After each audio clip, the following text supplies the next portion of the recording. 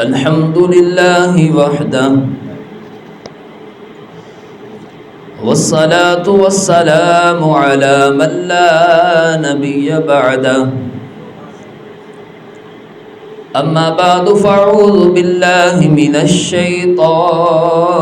الرجيم بسم الله الرحمن الرحيم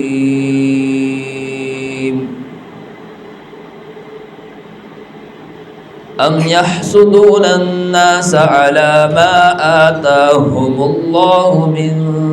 فضله آمنت بالله صدق الله العظيم قال النبي صلى الله عليه وسلم إياكم والحسد فإن الحسد يأكل الحسنات كما تأكل النار الحطب رب اشرح لي صدري ويسر لي أمري واحلل عقدة من لساني يفقه قولي رب زدني علما رب زدني علما رب زدني علما سبحانك لا علم لنا إلا ما علمتنا إنك أنت العليم الحكيم درود پاک اللهم صل على محمد وعلى آل محمد كما صليت على إبراهيم وعلى آل إبراهيم إنك حميد مجيد اللهم بارك على محمد وعلى آل محمد كما باركت على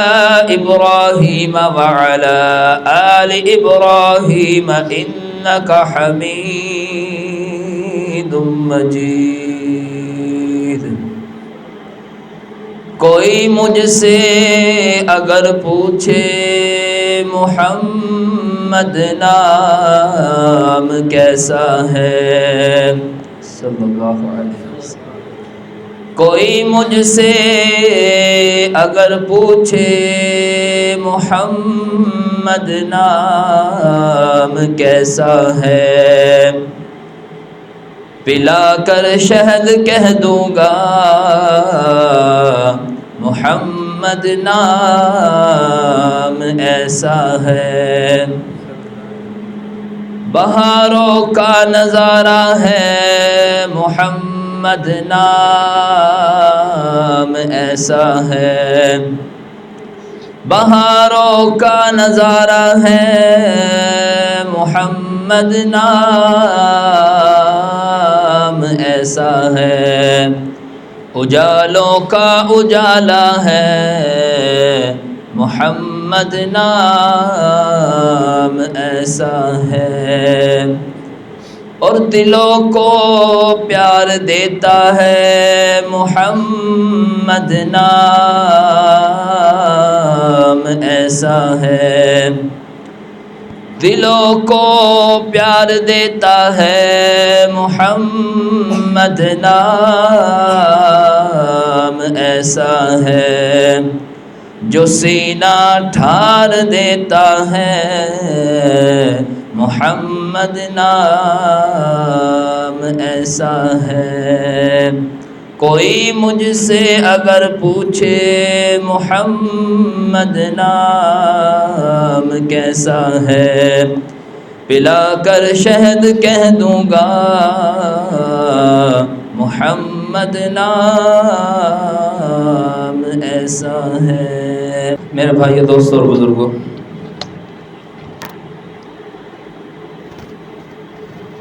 مسلمان وہ ہوتا ہے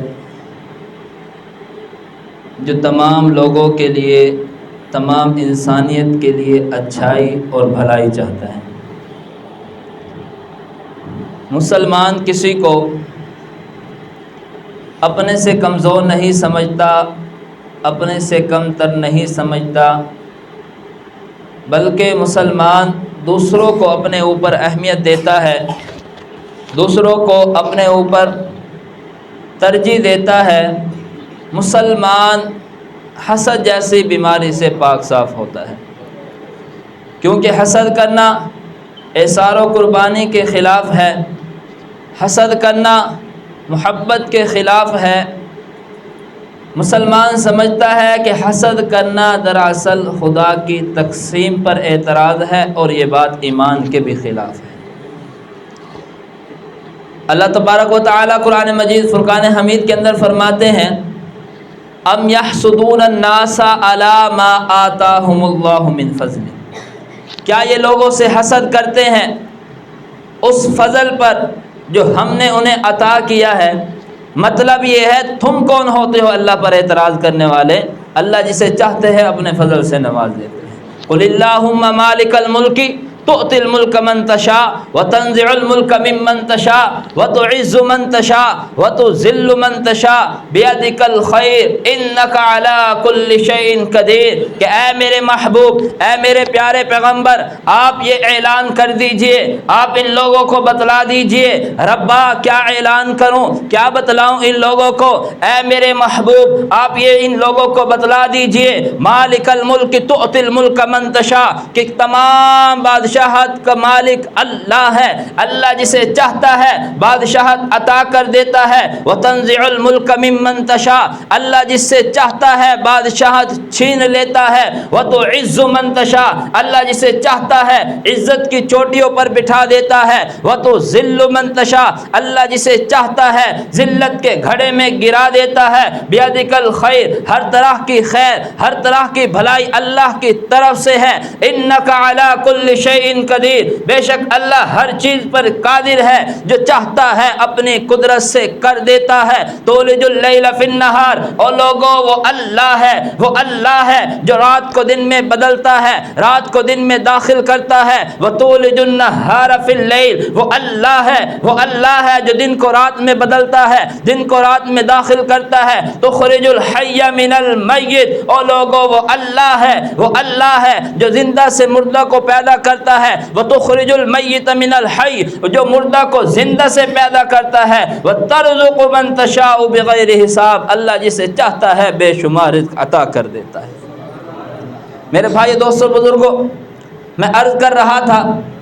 ام یحسدون الناس علی ما آتاہم اللہ من فضل،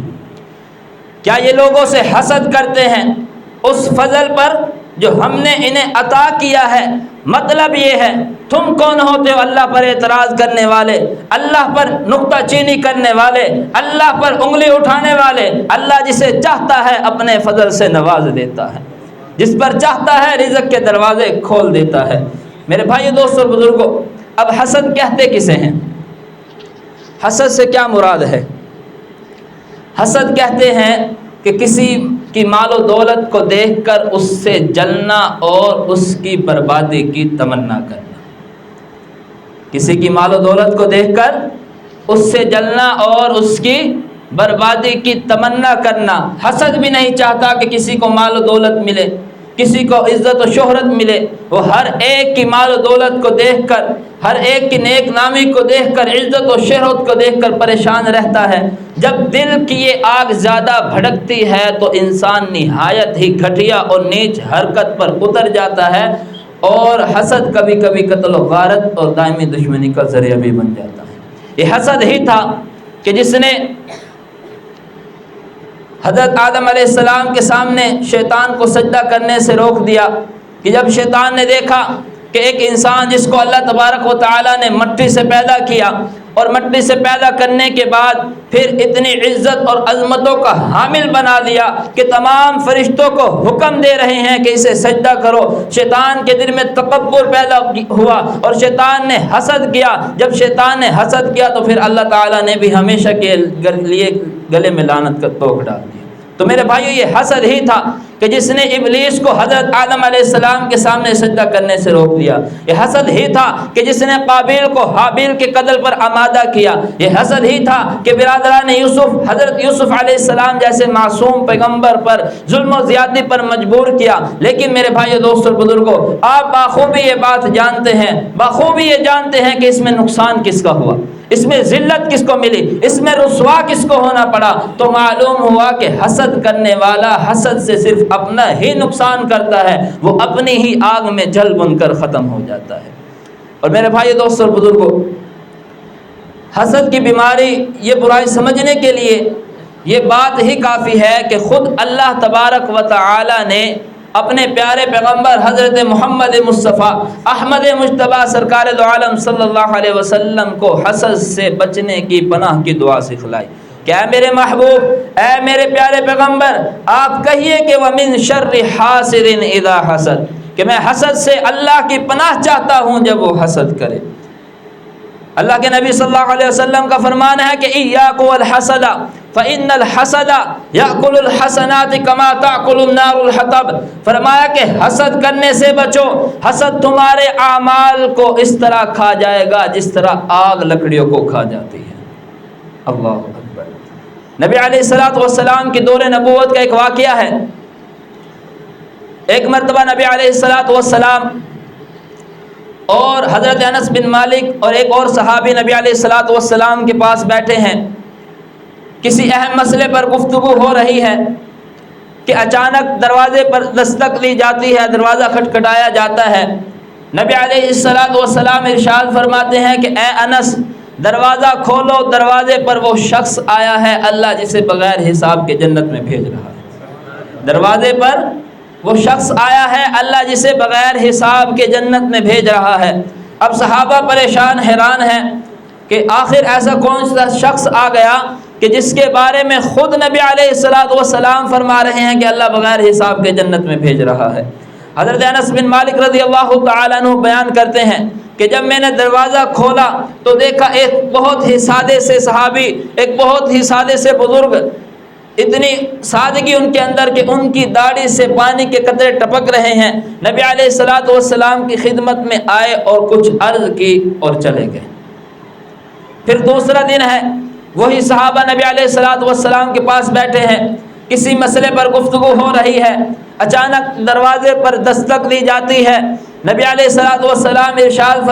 فرماتے ہیں کہ اے انس، دروازہ کھولو، دروازے پر وہ شخص آیا ہے اللہ جسے بغیر حساب کے جنت میں بھیج رہا ہے۔ صحابہ پھر حیران پریشان ہے، آخر آج کون سا ایسا شخص آ گیا کہ جن کے بارے میں خود نبی علیہ الصلوۃ والسلام فرما رہے ہیں کہ اللہ بغیر حساب کے جنت میں بھیج رہا ہے۔ حضرت انس بن مالک رضی اللہ تعالیٰ عنہ بیان کرتے ہیں کہ دروازہ کھولا گیا تو دیکھا وہی صحابی کہ ان کے اندر اتنی سادگی، اتنی سادے سے صحابی کہ ان کی داڑھی سے پانی کے قطرے ٹپک رہے ہیں، نبی علیہ الصلوۃ والسلام کی خدمت میں آئے، کچھ عرض کی اور چلے گئے۔ پھر تیسرا دن ہے،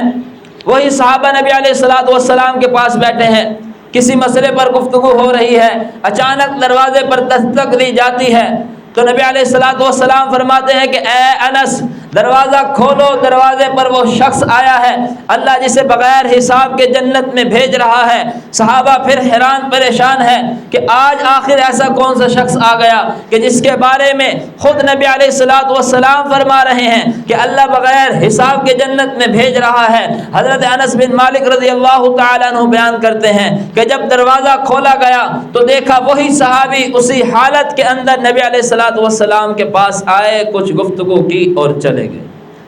اب صحابہ حیران پریشان ہیں کہ آخر یہ صحابی، آخر یہ بندہ ایسا کون سا عمل کرتا ہے، کون سی نیکی کرتا ہے، کون سا اعمال کرتا ہے کہ جس کو دیکھ کر خود اللہ کے نبی صلی اللہ علیہ وسلم فرما رہے ہیں کہ اللہ بغیر حساب کے جنت میں بھیج رہا ہے۔ حضرت انس بن مالک رضی اللہ تعالیٰ عنہ بیان کرتے ہیں جب وہ صحابی گھر گیا تو ایک صحابی نے ان کا پیچھا کیا، جب وہ گھر پہنچا تو وہ صحابی بھی ان کے ساتھ پہنچ گئے تو اس صحابی نے دیکھا اور پوچھا کہ خیریت تو ہے، آپ میرے پیچھے کیوں آئے ہو؟ تو وہ صحابی کہتے ہیں کہ میں آپ کا مہمان بننے کے لیے آیا ہوں، مجھے آج اپنا مہمان بنا لیجئے۔ تو وہ صحابی بیان کرتے ہیں کہ آخر تم میرا مہمان کیوں بننا چاہتے ہو؟ کیا گھر میں کوئی بات ہو گئی ہے؟ وہ صحابی کہتے ہیں کہ یوں ہی سمجھ لیجئے، لیکن مجھے اپنا مہمان بنا لیجئے۔ تو چنانچہ وہ صحابی اسے اپنا مہمان بنا لیتا ہے۔ اب مہمان جو صحابی بنے تھے، میزبان ان کی دعوت کرتے ہیں، کھانا لگاتے ہیں اور رات کو جو ہے نا بستر لگا دیتے ہیں۔ تو انہیں بولتے ہیں کہ اب آپ آرام فرمائیں، میں بھی آرام فرماتا ہوں۔ تو جب جو صحابی پیچھا کر رہے تھے، وہ مہمان یا آرام کرنے کے لیے تھوڑی گئے تھے، وہ تو یہ دیکھنے گئے تھے کہ آخر یہ ایسا کون سا عمل کرتا ہے، ایسا کون سا کام کرتا ہے، کون سی نیکی کرتا ہے کہ جس کو دیکھ کر مسلسل 3 دن نبی علیہ الصلوۃ والسلام نے فرمایا کہ اللہ اسے بغیر حساب کے جنت میں بھیج رہا ہے۔ چنانچہ وہ رات ہوئی، صحابی نے دیکھا، تو وہ صحابی بیان کرتے ہیں کہ مجھے اس کے اندر کوئی خاص عمل نظر نہیں آیا، سوائے اس کے کہ جب یہ کروٹ لیتا تھا، اللہ کی تعریف کرتا تھا، اللہ کی پاکی بیان کرتا تھا، اللہ کی حمد و ثنا کرتا تھا۔ وہ صحابی بیان کرتے ہیں کہ پہلی رات اسی طرح گزر گئی، دوسری رات اسی طرح گزر گئی، تیسری رات بھی اسی طرح گزر گئی، لیکن وہ صحابی بیان کرتے ہیں کہ مجھے اس کے اندر کوئی خاص عمل نظر نہیں آیا۔ تو وہ صحابی جب چوتھے دن واپسی آنے لگے تو اس صحابی جس کے مہمان بنے تھے، میزبان سے کہنے لگا کہ میں تو آپ کا مہمان اس لیے بنا تھا کہ جب آپ 3 دن مسلسل نبی علیہ الصلوۃ والسلام کے پاس آئے تو 3 دن مسلسل نبی علیہ الصلوۃ والسلام نے ہمیں فرمایا کہ اللہ اسے بغیر حساب کے جنت میں بھیج رہا ہے، تو میں وہ آپ کے اندر وہ ایسا عمل دیکھنا چاہتا تھا، وہ نیکی دیکھنا چاہتا تھا کہ جس کو نبی علیہ الصلوۃ والسلام نے 3 دن مسلسل جو ہے تمہیں فرمایا کہ اللہ اسے بغیر حساب کے جنت میں بھیج رہا ہے۔ مجھے تو آپ کے اندر کوئی ایسا عمل نظر نہیں آیا، کوئی ایسی نیکی نظر نہیں آئی، حتیٰ کہ آپ سے زیادہ نفل نماز کا میں بھی اہتمام میں کرتا ہوں، آپ سے زیادہ تلاوت قرآن کا اہتمام بھی میں کرتا ہوں، آپ سے زیادہ ذکر و اذکار بھی میں کرتا ہوں، آخر آپ ایسا کون سا عمل کرتے ہیں کہ جس کو دیکھ کر نبی علیہ الصلوۃ والسلام نے جنت کی بشارت سنائی؟ تو وہ صحابی بیان کرتے ہیں کہ تم میرے مہمان بنے، اب میرا حق بنتا ہے کہ تم میرے جس مقصد کے لیے مہمان بنے میں وہ تمہیں بتلا دوں۔ تو وہ صحابی بیان کرتا ہے سنو، میں تم سے زیادہ تلاوت قرآن نہیں کر پاتا،